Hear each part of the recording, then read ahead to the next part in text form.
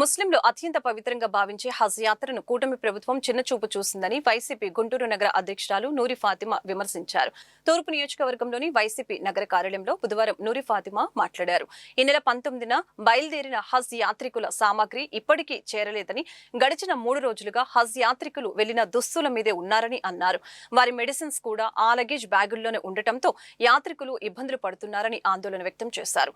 YCP హయాంలో ఎప్పుడు ఇటువంటి సమస్యలు తలెత్తలేదని అన్నారు. అదేవిధంగా మోతిలాల్ నగర్ బాధితుల అంశాన్ని రాజకీయంగా వాడుకోవాల్సిన అవసరం తనకు లేదని, ఎమ్మెల్యేకి బాధ్యత లేదు కాబట్టి తాను బాధిత ప్రజల పక్షాన నిలబడ్డానని స్పష్టం చేశారు. ఈ రోజు ముఖ్యంగా ప్రెస్ మీట్ పెట్టడానికి కారణం ఏంటి అంటే, ముస్లిమ్స్కి, మైనారిటీస్కి మరీ ముఖ్యంగా హజ్ యాత్ర అంటే ఎంత ప్రతిష్టాత్మకంగా లేకపోతే ఎంత ఇంపార్టెన్స్, ప్రతి ఒక్కళ్ళు కూడా ముస్లిమ్స్ వాళ్ళందరూ హజ్కి వెళ్ళి హజ్ యాత్ర చక్కగా కంప్లీట్ చేసుకొని ఎటువంటి ఇబ్బంది లేకుండా చేసుకొని రావాలని చెప్పి వాళ్ళు వెళ్తూ ఉంటారు. కానీ దురదృష్టశాతం ఈ ప్రభుత్వంలో ఎందుకు ఈ మాట అనాల్సింది వస్తుందంటే, విత్ ప్రూఫ్స్ వచ్చాను నేను. హజ్ యాత్రకి వెళ్ళిన వాళ్ళు 19వ తారీఖున వెళ్ళిన వాళ్ళకి ఇప్పుడు దాకా కూడా వాళ్ళ లగేజ్ వాళ్ళ దగ్గర చేరలేదు. ఫ్లైట్ నెంబర్ వచ్చేసేసి F36393. వాళ్ళకి మెసేజ్, వాళ్ళు హజ్ కమిటీ ఆఫ్ ఇండియాకి వీళ్ళు మెసేజ్ పెట్టడం జరిగింది.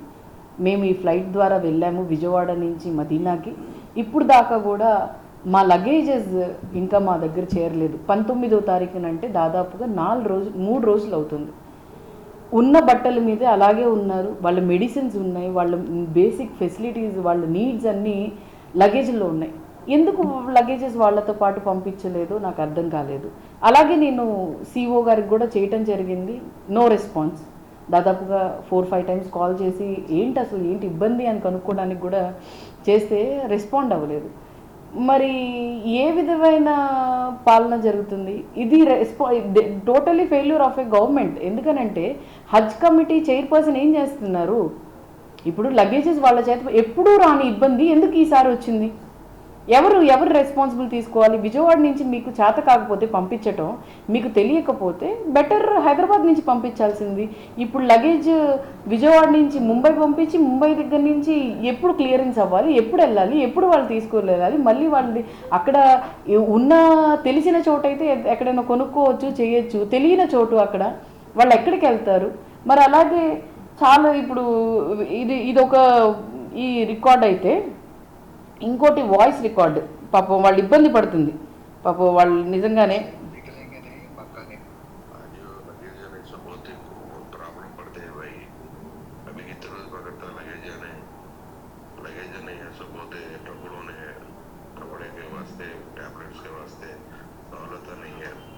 అక్కడ ఉన్న వాళ్ళు ఒకళ్ళు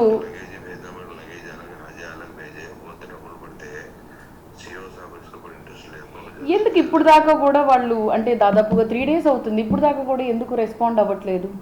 అక్కడ ఎంతమంది ఇప్పుడు హజ్ హౌస్కి వెళ్ళిన వాళ్ళు అక్కడ హజ్ చేసుకోవడానికి వెళ్ళినప్పుడు ప్రశాంతంగా చేసుకోవాలి.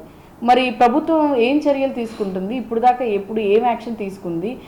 ఖచ్చితంగా దాని గురించి ఒకసారి అక్కడ ఉన్న వాళ్ళందరూ వాళ్ళు ప్యానిక్ అవుతున్నారు. వాళ్ళు అక్కడి నుంచి ఎక్కడికి వెళ్ళాలి, ఏంటి, మా బట్టలు లేవు, మా బేసిక్ ఫెసిలిటీ లేవు, చాలామంది సంబంధించినవి అన్నీ దాంట్లో ఉంటాయి. మరి లగేజ్ ఎందుకు వేరుగా పంపించారు? ఎప్పుడు లేని సిస్టమ్ని ఎందుకు ఈసారి తీసుకొని వచ్చారని చెప్పి ఈ హజ్ చైర్పర్సన్ని అడుగుతున్నాము. అలాగే దీని మీద తొందరగా చర్యలు తీసుకొని వాళ్ళందరికీ వాళ్ళ లగేజెస్ తొందరగా చేర్చాలని చెప్పి, అలాగే బాధ్యతగా ఏదో మీడియా ముందుకు వచ్చేసి లేకపోతే ఏమో వీడియోలు చేసి మీడియా పిచ్చి కాకుండా ఒకసారి బాధ్యతగా తీసుకొని చేయమని చెప్పి మైనారిటీ ఉన్న ఎమ్మెల్యేస్కి, అలాగే మినిస్టర్ గారికి, అలాగే హజ్ చైర్పర్సన్కి నేను విన్నపిస్తున్నాను వాళ్ళందరి తరపున.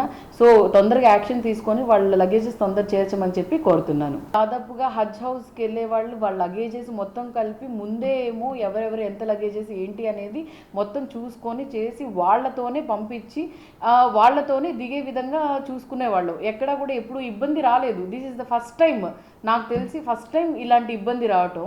మరి వీళ్ళు ఎందుకు ఏ సిస్టమ్ని ఎలాగా ఇచ్చేసుకున్నారు నాకు అర్థం కావట్లేదు.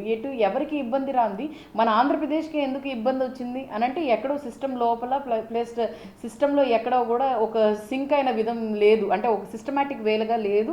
వీళ్ళకి తెలియకో లేకపోతే వీళ్ళకి ఏ విధంగా చేయాలోనో తెలియకో ఇది చేసినట్టున్నారు. సో బెటర్ ఎక్కడ లోపం వచ్చింది అనేది కూడా ఆన్సరబుల్ ఉండాలి. ఫస్ట్ ఆఫ్ ఆల్ గవర్నమెంట్ అనేది ఇప్పుడు ఎందుకు ఫోన్ చేస్తాం మేము, మాకు టైం లేకనా లేకపోతే ఏమైనా ఇది లైక్ ఏదైనా ఆకతాయిగా ఫోన్ చేస్తాము, ఏదో రెస్పాన్సిబుల్గా ఎందుకు ఫోన్ చేశాము, ఎందుకు చేశారని చెప్పి CEO గారు కూడా ఎత్తి ఫోన్ మాట్లాడాలి. ఇప్పుడు దాదాపుగా నేను 7 times ఫోన్ చేశాను ఆయనకి, ఒక్కసారి కూడా రెస్పాండ్ అవ్వలేదు. సో ఈ విధమైన ఉంటే చాలామంది రాబోయే కాలంలో కూడా చాలా ఇబ్బందులు వస్తాయి. ఇవన్నీ మీరు తొందరగా క్లియర్ చేసి వాళ్ళందరికీ తొందరగా చేర్చాలని చెప్పి కోరుతున్నాం. ఇది రాజకీయంగా వాడుకోవాల్సిన అంత అవసరం మాకు లేదండి. ఎలక్షన్ ఏవి ఒక నెలలోనో 3 నెలలోనో లేవు. ఒక ప్రజాప్రతినిధిగా నాకు బాధ్యత ఉంది. ఎందుకనంటే ఎమ్మెల్యే గారికి బాధ్యత లేదు. మరి నేను ఒక మాట చెప్తాను చూడండి, ఎమ్మెల్యే గారికి నేర్పిస్తున్నానని కాదు కానీ నేను ఒకటి చెప్తాను చూడండి. ఒకవేళ నిజంగానే ఎమ్మెల్యే గారి మీద ఆ కుటుంబాల మీద చిత్తశుద్ధి ఉంటే, ఆ కుటుంబాల మీద నిజంగానే ఆయనకు బాధ్యత ఉంటే ఆయన ఒక రోజు ముందే, అంటే ఆయన చెప్పిన మాట ఏమన్నారు, 2 నెలలు మిమ్మల్ని అక్కడి నుంచి ఖాళీ చేయించిన తర్వాత పగలగొడతానని చెప్పారు కదా, మరి ఆయన ఎందుకు ఖాళీ చేయించలేదు, వాళ్ళందరినీ ఎక్కడ సురక్షితమైన ప్రాంతానికి ఎందుకు షిఫ్ట్ చేయలేదు, లేకపోతే వాళ్ళకి కావాల్సిన గృహాలు ఎందుకు నిర్మాణం చేసి వాళ్ళందరినీ పంపించకుండా చేయకుండా వాళ్ళ ఇంట్లో ఉన్నప్పుడే పగలగొట్టి చేసి పంపించారు. మరి ఇవన్నీ ఏంటి? ఆయన ఉండాల్సిన ప్లేస్లో నేను ఉన్నానండి, నిజం చెప్తున్నాను. ఆయన ఉండి ఆయన వాళ్ళందరికీ ఏం పర్లేదు, ఇదిగోండి పొద్దున్నే వచ్చి ఆయన కూడా ఉండాల్సింది అక్కడ నుంచోని, ఇదిగోండి అమ్మ మీకు అక్కడ ఇచ్చాను, నేను టిట్కో హౌసెస్ ఇచ్చాను, మీరు అక్కడికి వెళ్ళండి చేయండి అని చెప్పాల్సింది. మరి బాధ్యత లేని వ్యక్తి మీరేమో ప్రెస్ మీట్లు పెట్టి మాట్లాడుతున్నారు. మీకు బాధ్యత లేదని చెప్పి నేను వదిలేస్తే ఎలాగా?